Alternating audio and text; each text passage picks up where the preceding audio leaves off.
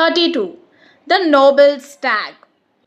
As we all know, King Brahmadatta of Banaras was extremely fond of hunting. Luckily for him, on the outskirts of the city was a huge forest filled with deer. Among them, there was a mighty stag.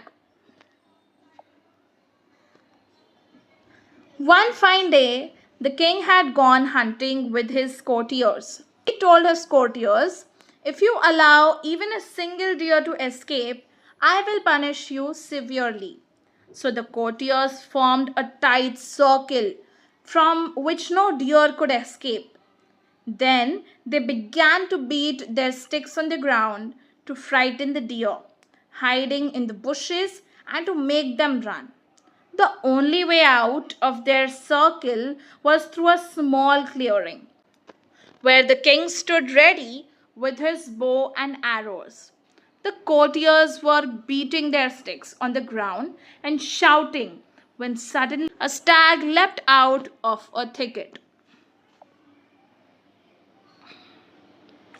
The stag saw that the king was standing in the way, so he looked the king straight in the eye and made a dash towards him.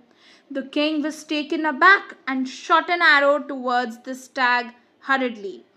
Of course, it missed the mark, but the stag rolled over. Now, there is one thing that you must know about the stag.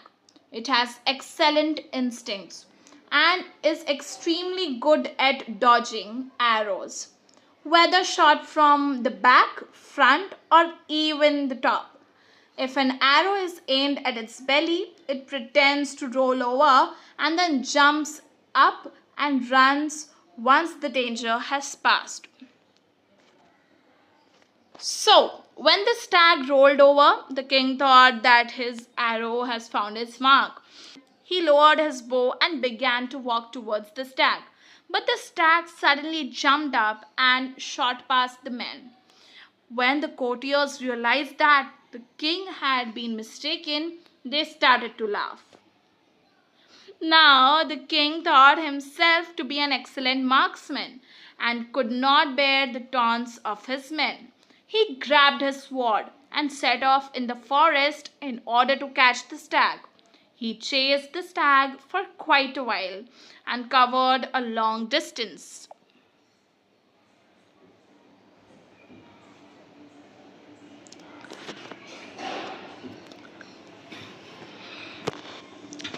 The stag came upon a hole in the ground that was covered by a rotting tree and filled with slime. From a distance, it could smell the dirty water and so was careful not to run over it. But the king could not sense the pit and fell right into it. After a while, the stag realized that he was not being followed any longer. He understood that the king had perhaps fallen into the pit. So the stag went back to the pit and saw the king struggling for his life. The stag felt very sorry for the king. He decided to save the king's life, even though the king was following him with the intention to kill him.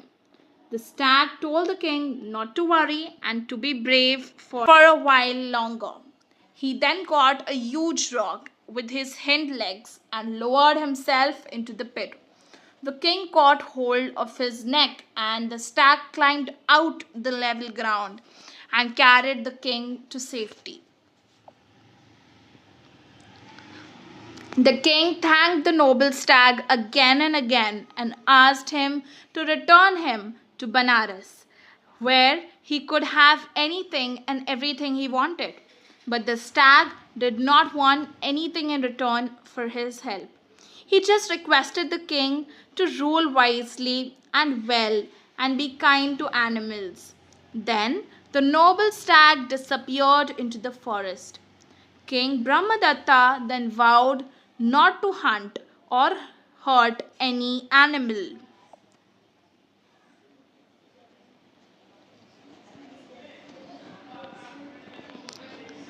Students, this was our video for today. I hope that this video was helpful for you to read this chapter better.